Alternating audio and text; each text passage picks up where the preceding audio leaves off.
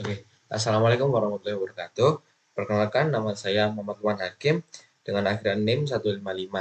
Di sini saya akan menjelaskan bagaimana cara kita menganalisis SEM PLS menggunakan aplikasi Smart PLS. Yang pertama kita lakukan adalah kita harus masukkan data yang sudah kita analisis ya, yang mau kita analisis dulu. Selanjutnya kita masuk ke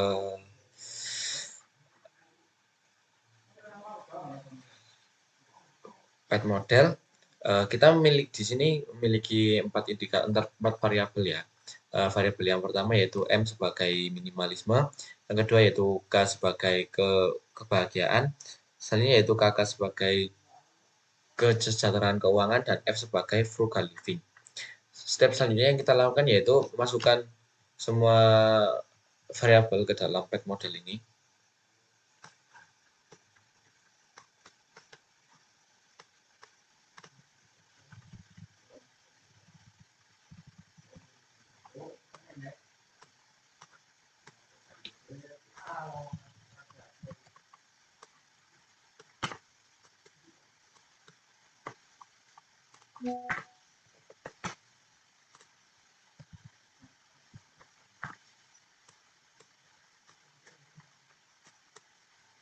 Oke, setelah kita masukkan semua, selanjutnya kita rubah isi variabelnya ya.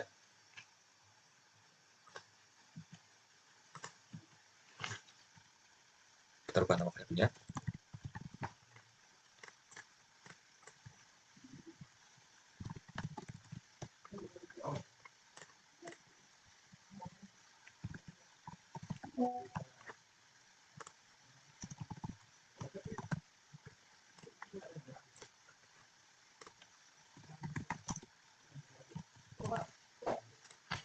Oke, setelah kita masukkan, kita bisa tata biar rapi.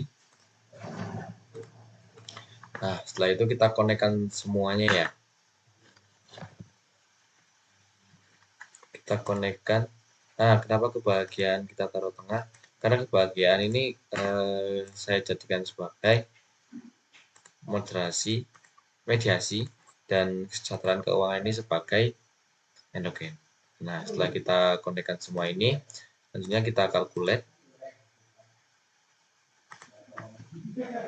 Nah, step pertama yang kita lakukan setelah calculate yaitu kita mencari outer model yaitu validitas convergen. Menurut rule of thumb kita langsung mengikuti di 0,6 ini yang cukup saja.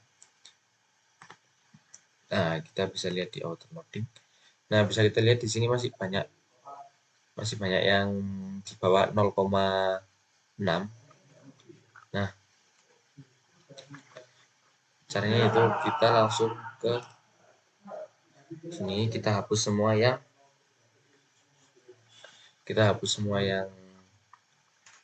di bawah 0,6 tadi.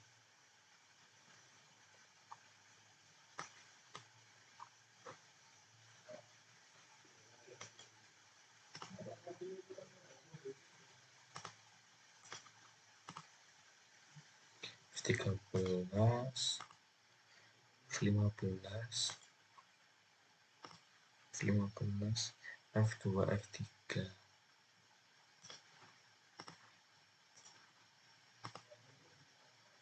Kali M1.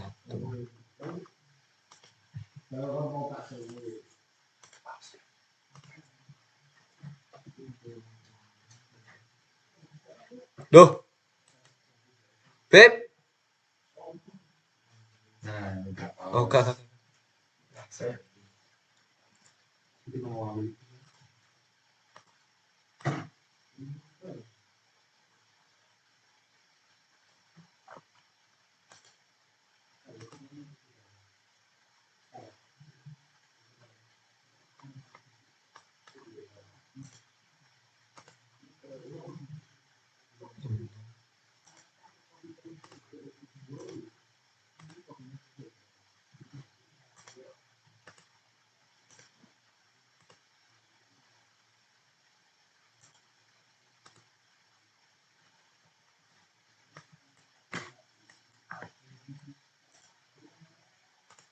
F14.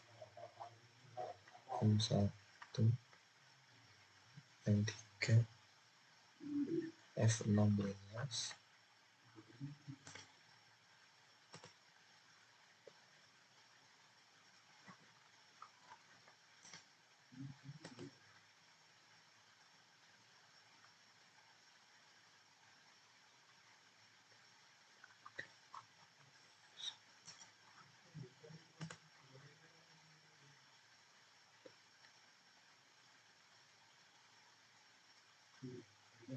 Oke, setelah kita hapus, kita calculate lagi.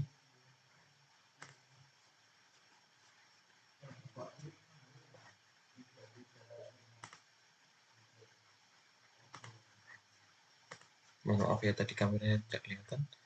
Ya, kita ke outer loading, kita lihat masih ada kayak yang di bawah 0,6. Nah, ini masih ada di M4 ya, kita lihat di AVE-nya masih udah hijau semua, tapi ini masih ada di yang di bawah 0,6. Kita hapus saja yang M4-nya. Setelah kita hapus, kita calculate lagi. Nah, setelah itu kita cek di sini udah nggak ada yang 0,6 dan di ini AV-nya sudah hijau semua.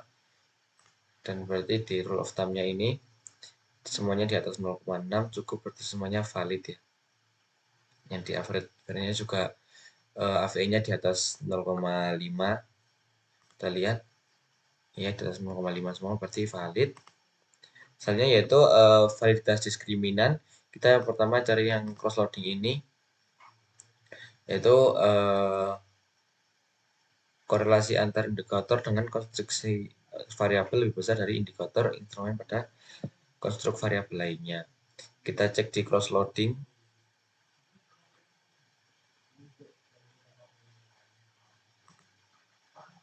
Discriminant validity, kita cari di cross loading.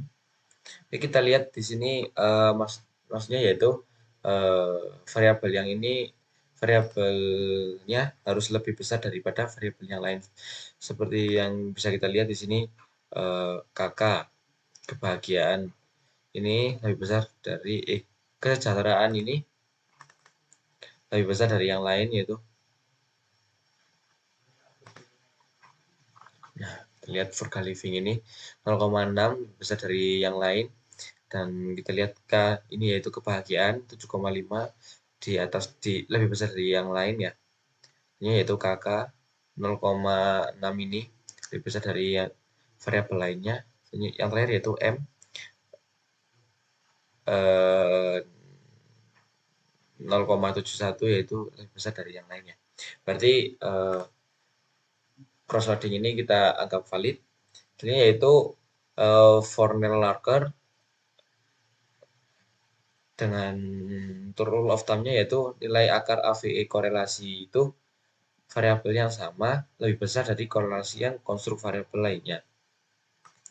Bisa kita lihat ini. Kita lihat tadi akar dari AVE-nya bisa kita hitung dulu.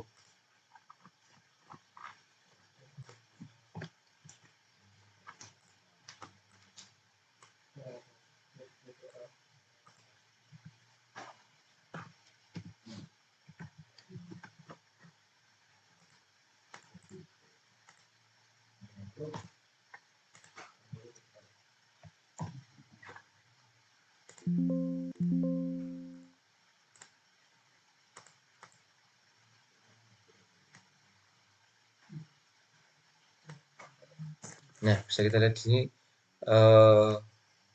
akarnya yaitu dari Frugal Living akarnya yaitu 0,733. Kita lihat di sini. Ya sama ya 0,733. Berarti valid. Selanjutnya yaitu 0,795. Ini valid 0,795. Ini 0,743 ini valid, dan yang terakhir ini juga valid ya 0,1. Oke, berarti dalam yang selanjutnya ini yang Fornell-Larker ini bisa dianggap valid ya. Sebenarnya yaitu yang terakhir latent variable correlation dengan rule of thumb, yaitu nilai korelasi satu variabel terhadap variabel lainnya kurang dari nilai akar kuadrat AVE variabel tersebut. Latent variable ya correlation. Nah, bisa kita lihat di sini. Ini lebih kecil dari nilai akar kuadrat AVE variabel tersebut ya. Sama bisa kita lihat yang tadi, karena tadi yang kecil.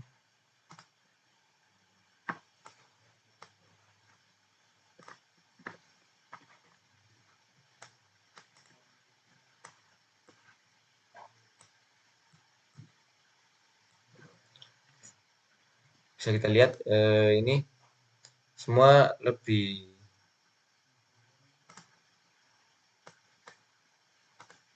bisa kita lihat di sini semua lebih kecil daripada variabel yang ini ya, seperti ini View ini memiliki 1, yang lainnya di bawah 1,4, 0,42 dan lain-lain. Berarti yang ini kita hitung valid juga. Kembalikan. Selanjutnya yaitu kita ke uji reliabilitas yang Cronbach alpha.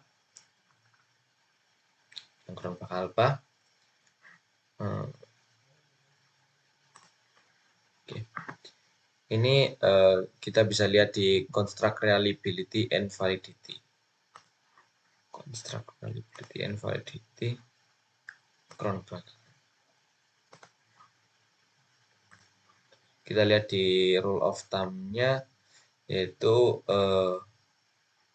di lebih besar atau sama dengan dari 0,7, 0,6. Dan kita lihat di sini apakah ini lebih besar, Cronbach alpha ini lebih besar. Ya di sini lebih besar ya, soalnya ini 0,8, berarti lebih besar. Bisa kita katakan jika Cronbach alpha ini valid ya.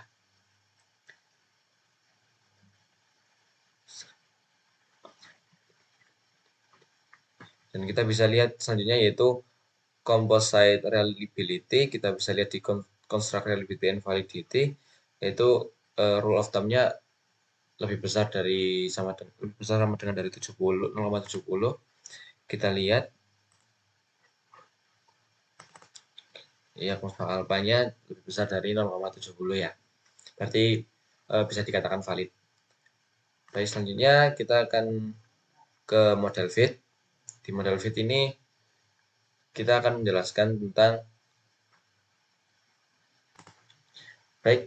di validasi model fit ini kita akan mencari validasi model fit ini.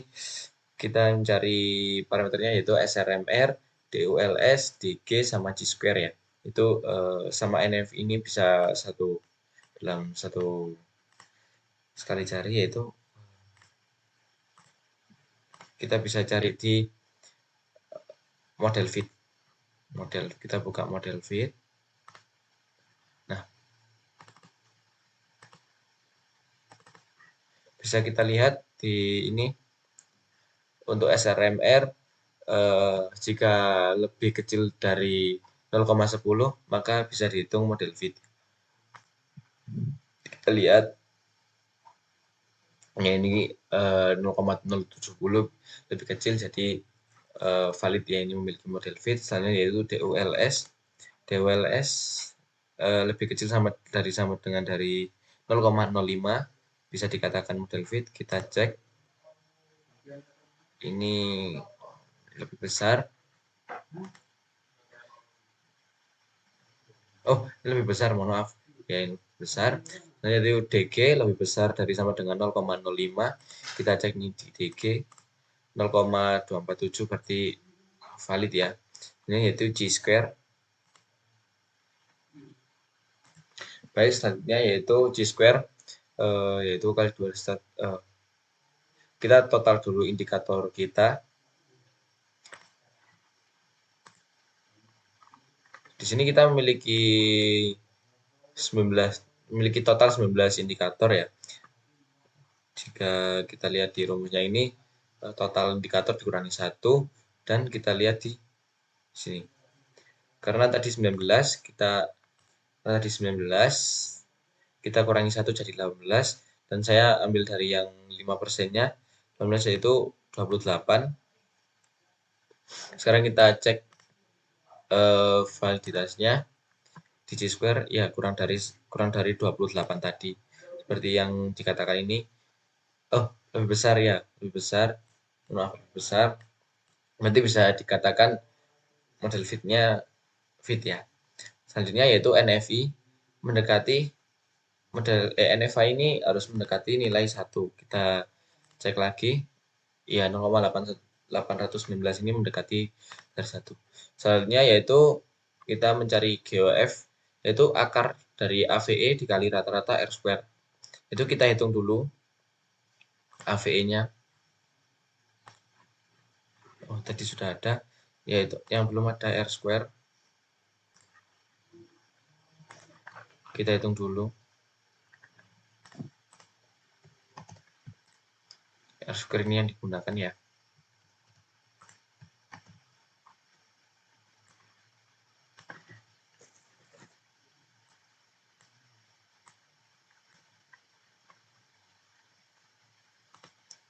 Sebenarnya kita rata-rata dulu.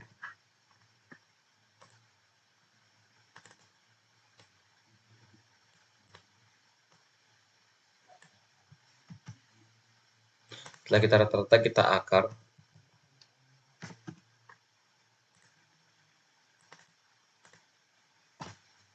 Hasilnya ini ya.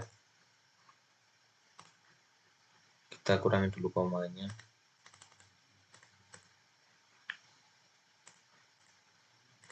Hasilnya itu R square-nya kita hitung.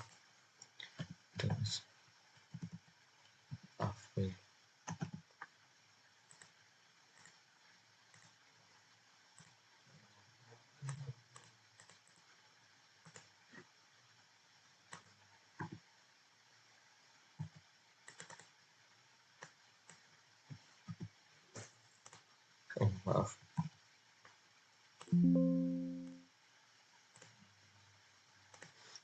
Itu langkah selanjutnya yaitu kita disuruh mengkalikan.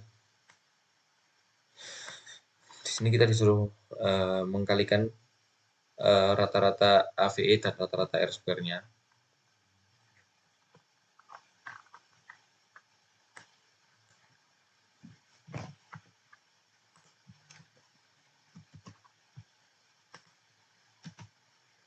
Hasilnya 0,24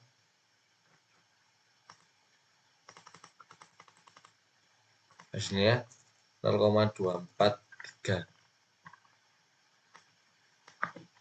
Dan kita lihat di sini 0,243 itu terhitung GOF-nya moderate ya. Berarti di sini terhitungnya moderate. Yaitu Q2 predictive relevance. Kita comeback ke kalkulasi lagi. Kita calculate yang LV prediction. Ini kita kembali ke ini. Kita calculate lagi tapi yang LV. Salah, mohon maaf. Iya, benar. Kita cari yang PLS predict. PLS predict, kita calculate yang PLS predict.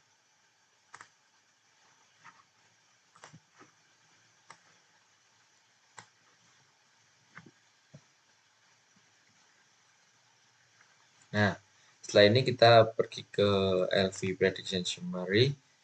Kita cek di sini. Jika Q2 lebih besar dari 0 yaitu memiliki predictive relevance.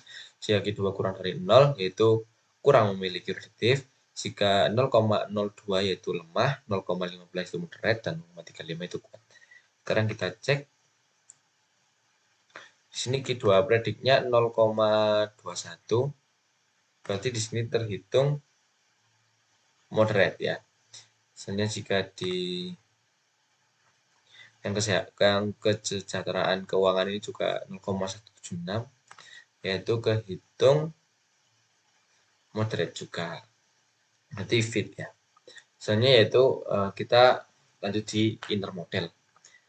Pertama yaitu R square. Dari rule of thumb-nya nilai R square 0,75 itu terhitung kuat, 0,50 itu moderat, dan 0,25 itu lemah. Kita lihat. Nah, di sini R square-nya. Nah, di sini R square-nya 0,218 dan 0,12. Kita lihat 0,18.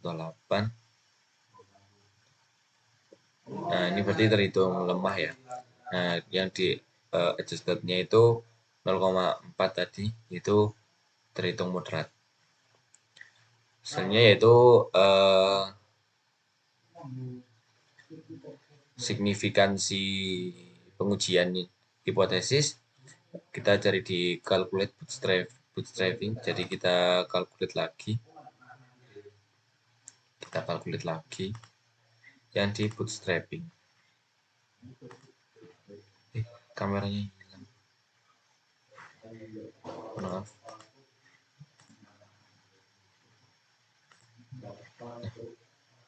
Di bootstrapping kita lihat di batch value ya. Nah, ini untuk frugal living kebahagiaannya yaitu valid ya, atau positif mempengaruhi. Itu frugal living kesejahteraan keuangan yaitu mempengaruhi juga, dan kesejahteraan keuangan itu mempengaruhi juga. Nah, untuk minimalisme kebahagiaan ini tidak signifikan, jadi dalam hipotesis itu tidak valid ya. Untuk minimalisme kesejahteraan keuangan juga tidak signifikan, jadi di hipotesis itu juga tidak valid. Selanjutnya kita melihat di jadi ini apa namanya? Untuk tadi kita hitung untuk partial mediasi ya. Karena XY itu tidak signifikan dan pengaruhnya tidak langsung. Salah. Partial mediation karena XY itu signifikan dan pengaruhnya tidak langsung. Itu melalui X ke M baru ke mediasi, melalui mediasi dulu. Selanjutnya yaitu effect size. Kita lanjut ke calculate ini. Kita bisa cari di F square dependent-nya. Kita lihat di ini tadi. F square. Kita lihat dependent-nya.